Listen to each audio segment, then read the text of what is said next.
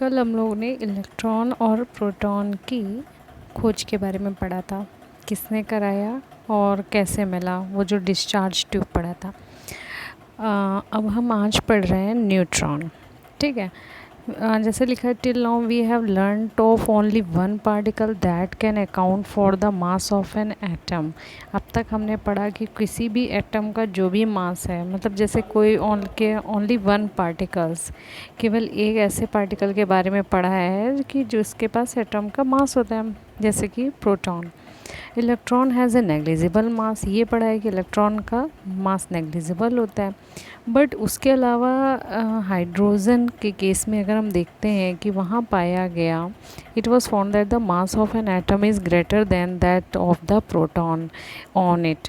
कि वहाँ पर जब हमने देखा कि एटम भाई अगर इलेक्ट्रॉन नेग्लिजिबल है, प्रोटॉन का अपना मास है, तो वहाँ पर प्रोटॉन के मास से भी ज़्यादा मास रिप्रेजेंट हो रहा है। तो देखा गया क्या वहाँ पर कोई और भी एक पार्टिकल्स पाया जा रहा है क्या।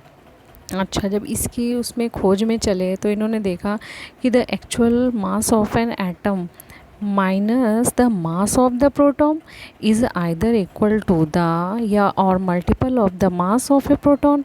तो दिस सजेस्ट, उससे पता चला कि एक atom must contain one more kind of particle which should have a same mass as a proton but no electrical charge on it.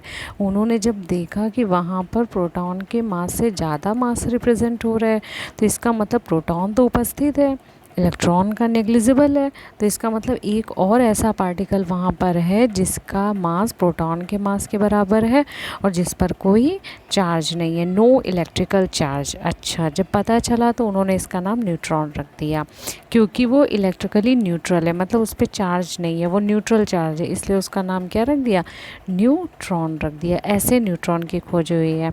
ठीक है। उसके बाद क्या हुआ कि न्यूक्लियर रिएक्शन जब हुआ तो इन 1932 में जेम्स चैडविक, अंडरलाइन कर लेना, जेम्स चैडविक ने की थी इनकी खोज। तो उन्होंने बमबारी कराई एलिमेंट बेरिलियम बेरिलियम पर अल्फ़ा पार्टिकल्स की जब बमबारी हुई तो double positive charge, carbon plus neutron, और अल्फ़ा पार्टिकल को डबल पॉजिटिव चार्ज बोलते हैं, यानी हीलियम के ऊपर +2 चार्ज, हीलियम के ऊपर +2 charge. He was discuss the later in this chapter. हम इसके बारे में बाद में भी पढ़ सकते हैं अगले चैप्टर में। तो जो बेरिलियम होता है, बेरिलियम किस में चेंज हो गया, कार्बन में। जब बेरिलियम ने अल्फ़ा पार्टिकल को एब्जॉर्व कर लिया, 2+ उसको एब्जॉर्व कर लिया, तो किस में बदल गया, कार्बन और न्यूट्रॉन में, मतलब एक न्यूट्रॉन पार्टिकल निकला और कार्बन। इसका मतलब है बेरिलियम ने 2+ चार्ज अडॉप्ट कर लिए, तो ज़्यादा हो गया तो बेरिलियम ने किसके एटॉमिक नंबर को गेन कर लिया, कार्बन का। इसलिए बेरिलियम पे जब 2 अल्फ़ा पार्टिकल्स का वो बमबारी कराई, तो बेरिलियम ने जब 2 अल्फ़ा पार्टिकल अडॉप्ट कर लिए, 2+ चार्ज अडॉप्ट कर लिए, तो कार्बन बन गया। ठीक है। अभी हम पढ़ेंगे इन सब के एटॉमिक नंबर, आपको पता चलेगा कैसे एटॉमिक नंबर निकालते हैं, कैसे इलेक्ट्रॉन निकालते हैं। ठीक है। अभी इसमें नहीं बता रहे हैं, हम आगे बताएंगे। ठीक है।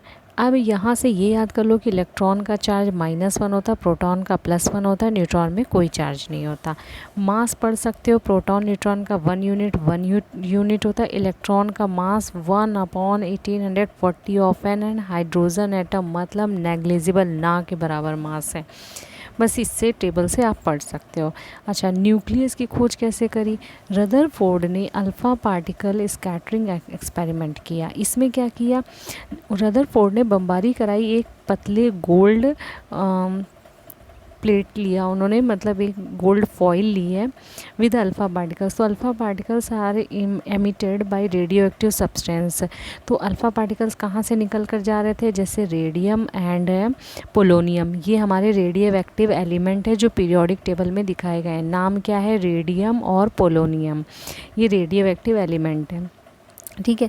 इनसे अल्फ़ा पार्टिकल्स की रेज निकलती हैं, तो इनसे निकलकर अल्फ़ा पार्टिकल्स की बमबारी गोल्ड फॉइल पे हुई। हमें क्या देखने को मिला, most of alpha particle straight निकल के जा रहे हैं। अभी हम आपको फिगर में नीचे दिखाएंगे। ठीक है। फॉइल से सीधे निकले चले जा रहे हैं अल्फ़ा पार्टिकल। तो इससे ये पता चल रहा है कि दे वर नॉट अट्रैक्टेड टू और रिपल्ड बाई एनी पार्टिकल। तो वो आसपास किसी भी पार्टिकल से ना तो अट्रैक्ट हो रहा है ना रिपल्ड हो रहा है, तो सीधे स्ट्रेट अपना चला जा रहा है। तो इससे पता चल रहा है कि atom is a mostly empty. तो इससे क्या पता चल रहा है कि भाई वो खाली जगह है जिससे वो निकला चला जा रहा है, कोई बात नहीं। अगला some of these particle deviated slightly from their path. कुछ दूसरा देखा गया कि कुछ पार्टिकल्स अपने पाथ से थोड़ा सा डेविएट हो रहे हैं, यानी मुड़ रहे हैं। तो इसका मतलब है कि वे मुड़ रहे हैं, तो वो अंदर वाले न्यूक्लियस से जिसकी हमको खोज करनी, उससे वो रिपल कर रहे हैं, मतलब दूर हट रहे हैं, तभी वो मुड़ करके बाहर के साइड निकले चले जा रहे हैं। ठीक है, तो इससे ये पता चल रहा है कि अल्फ़ा पार्टिकल प्लस चार्ज है। तो जब वो रिपल कर रहा है तो जो अंदर न्यूक्लियस है उसमें जो भी है वो भी प्लस चार्ज है। ठीक है, फिर क्या हुआ कि very few of the particles the once at the centre. कुछ ऐसे पार्टिकल हैं जो सेंटर पर almost retraced their path, they meant कि they strongly repelled। वे जो सेंटर पे जब टकरा के, वो देखो कैसे, ये देखो दिख रहा है यहाँ पर, ये जैसे सीधी आ रही है और ये देखो सेंटर से बिल्कुल डेविएट हो गया। तो इसका मतलब है कि रिपल कर रहा है, इसका मतलब है कि अंदर बहुत ही स्ट्रॉन्ग पॉजिटिव चार्ज का कोई पार्टिकल है जिसकी वजह से जो अल्फ़ा पार्टिकल्स हैं वो डेविएट हो रहे हैं, पॉजिटिवली चार्ज अंदर है। तो इसी को ही, दिस पॉजिटिवली चार्ज बॉडी जो अंदर इनको मिल रही, उसको इन्होंने न्यूक्लियस नाम दे दिया रदरफोर्ड ने। ठीक है, electron has a negligible mass होता है, तो mass of the atom is concentrated in the nucleus. तो Rutherford also theorized that electron revolve. Rutherford ने कहा था इलेक्ट्रॉन जो होता है वो न्यूक्लियस के चारों ओर क्या करता रहता है, राउंड मारता रहता है। तो अंदर क्या होता है न्यूक्लियस के, न्यूट्रॉन और प्रोटॉन, और बाहर कौन राउंड मारता है, इलेक्ट्रॉन। अंदर क्या होता है, न्यूट्रॉन और प्रोटॉन, न्यूट्रॉन और प्रोटॉन, जिनके बारे में हम ऊपर पढ़ चुके हैं। ये था आपका nuclear model of atom from Rutherford alpha particle scattering experiment था। रदरफोर्ड ने अल्फ़ा पार्टिकल्स का स्कैटर किया था, एक आपकी गोल्ड फॉइल पर किया था। इससे उन्हें न्यूक्लियस के बारे में पता चला। देखो कुछ स्ट्रेट चले गए तो इसका मालूम है कि खोखला है, जब जैसे ही न्यूक्लियस के पास आते जा रहे हैं तो डेविएट होते जा रहे हैं, इसका मतलब अंदर कोई पॉजिटिव चार्ज है। जब बिल्कुल सेंटर पे आ गए तो यहाँ से देखो ये मुड़ गए पूरा, तो इसका मतलब स्ट्रॉन्गली पॉजिटिव चार्ज था सेंटर में। ठीक है, how are the subatomic particle placed in atoms. तो चलो ये तो सब पार्टिकल्स के बारे में है, लेकिन आपको 3 पार्टिकल्स मिल गए, इलेक्ट्रॉन, प्रोटॉन, न्यूट्रॉन। अब यहाँ पर देखो, Niels Bohr presented the atomic model. 1913 में नील बोर ने एटॉमिक मॉडल को प्रेजेंट किया था। इनके अकॉर्डिंग ये बताया गया कि electrons revolve round the nucleus in their on orbit. Nucleus के चारों ओर अपनी अपनी ऑर्बिट में इलेक्ट्रॉन मूव करते हैं, जैसे कि प्लैनेट, सोलर सिस्टम में प्लैनेट मूव करता है। तो देखो ये बीच में न्यूक्लियस है, यहाँ न्यूट्रॉन और प्रोटॉन है। इसके बाहर ये देखो पहला चक्र है जिसमें 2 इलेक्ट्रॉन मूव करते हुए दिखाए गए, दूसरे चक्र में 4 इलेक्ट्रॉन मूव करते हुए दिखाए गए। ऐसे ही ये सिमिलर प्लैनेट बनाया गया। तो ये प्लैनेट, जैसे प्लैनेट में ग्रह घूमते रहते हैं, वैसे ही इलेक्ट्रॉन भी न्यूक्लियस के चारों ओर अपनी कक्षाओं में मूव करता है। ठीक है, नंबर्स ऑफ सब एटॉमिक पार्टिकल्स, किसी भी एटम के सब एटॉमिक जो पार्टिकल्स होते हैं, ठीक है, तो हम लोग उनके बारे में देखते हैं। जैसे कि पढ़ते नंबर ऑफ सब एटॉमिक पार्टिकल्स एटम में, तो 1 नीड टू नो, हमें एटॉमिक नंबर पता होना चाहिए, प्रोटॉन नंबर पता होना चाहिए, मास नंबर पता होना चाहिए। एटॉमिक नंबर को ही जेड से रिप्रेजेंट करते हैं, मास नंबर को ए से रिप्रेजेंट करते हैं। एटॉमिक नंबर को जेड से करते हैं, मास नंबर को ए से रिप्रेजेंट करते हैं। ठीक है, एटॉमिक नंबर की डेफिनेशन पढ़ो। एटॉमिक नंबर और proton number of an element, किसी भी एलिमेंट का जो एटॉमिक नंबर है वही प्रोटॉन की संख्या है। Present in the nucleus of an atom of element, वो एलिमेंट के एटम के न्यूक्लियस में यानी नाभिक में प्रेजेंट होती, कौन, प्रोटॉन। ठीक है, the sum of the numbers of proton and neutron in an atom, किसी भी एटम में प्रोटॉन और न्यूट्रॉन की संख्या का जो सम होता है उसको ही हम एटम का मास नंबर कहते हैं। The sum of the number of proton and neutron in the an atom is known as mass number of atom. तो आप एटॉमिक नंबर की डेफिनेशन और इसकी क्या कहते हैं, एटॉमिक यानी मास नंबर को भी याद कर लेना। एटॉमिक नंबर का मतलब इलेक्ट्रॉनों की संख्या प्रोटॉनों की संख्या के बराबर है, और मास जो होता है वो न्यूट्रॉन और प्रोटॉनों की संख्या के सम के बराबर है। न्यूट्रॉन और प्रोटॉन की संख्या के सम के बराबर है। ठीक है, इतना हो गया। नेक्स्ट आ जाओ, आपके पास ये जो टेबल दी गई है इसमें जेड और ए दिया है। जेड मतलब क्या है?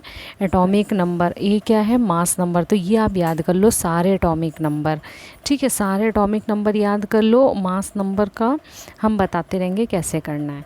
मास नंबर एटॉमिक नंबर का कुछ डबल भी होते हैं, कुछ जो हैं एक ज़्यादा होते हैं। जैसे लिखा है 1 का हाइड्रोजन का एटॉमिक नंबर 1 है, मास नंबर 1 है। हीलियम का एटॉमिक नंबर 2 है, मास नंबर 4 है, 2 2 ज़ा 4 है।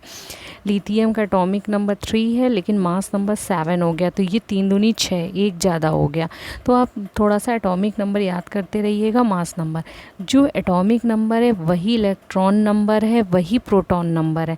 लेकिन जब आपको न्यूट्रॉन निकालना होगा तो मास नंबर से एटॉमिक नंबर माइनस कर दोगे तभी जाके न्यूट्रॉन निकलेगा। ये हम आगे आपको बताने जाएंगे, ठीक है। इतनी बात ये टेबल लर्न कर लेना जितने भी एलिमेंट का दिया गया है, ठीक है।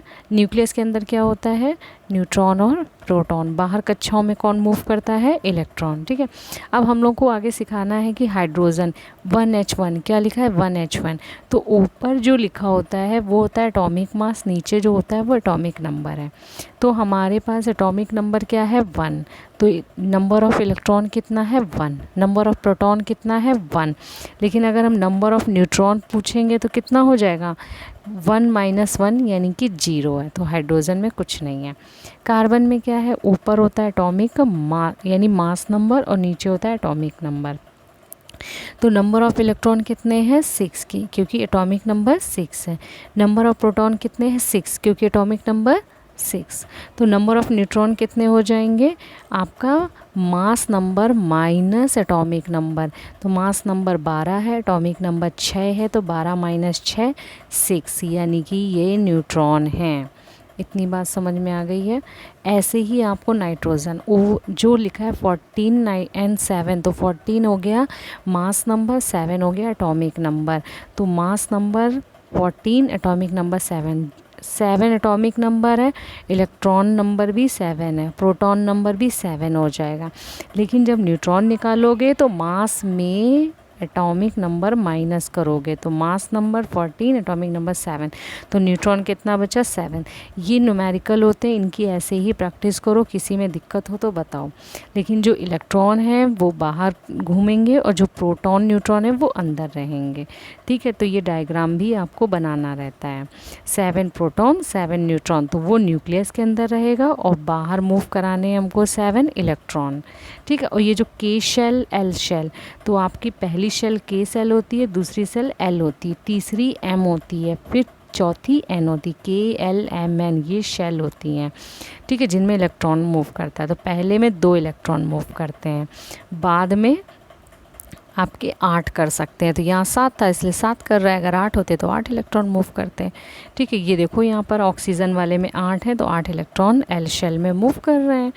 तो कोई दिक्कत हो तो बताओ, इसको ऐसे ही सॉल्व करो। तो ये जितने भी ऑक्सीजन है, सोडियम का देखो दिया है मास नंबर 23, एटॉमिक नंबर 11, तो यहाँ पर इलेक्ट्रॉन नंबर भी 11 हो जाएगा, प्रोटॉन नंबर भी 11 हो जाएगा। लेकिन जब आप न्यूट्रॉन नंबर निकालोगे तो mass number minus atomic number यानी कि 23 - 11 यानी कि 12। ओके, ये सारा कर लेना। आयंस के बारे में नेक्स्ट डिस्कस करेंगे, लेकिन इतना सारे क्वेश्चन सब अपने आप लगाओ। इलेक्ट्रॉन नंबर निकालो, प्रोटॉन नंबर निकालो, न्यूट्रॉन नंबर निकालो, ये सब पता कर लो, उसके बाद हमसे पूछो। लेकिन ऊपर लिखा होता है जो वही 23 लिखा है ऊपर, तो ये मास नंबर होता है, 11 नीचे लिखा है, ये आपका एटॉमिक नंबर, ये याद रखना, ठीक है। ओके।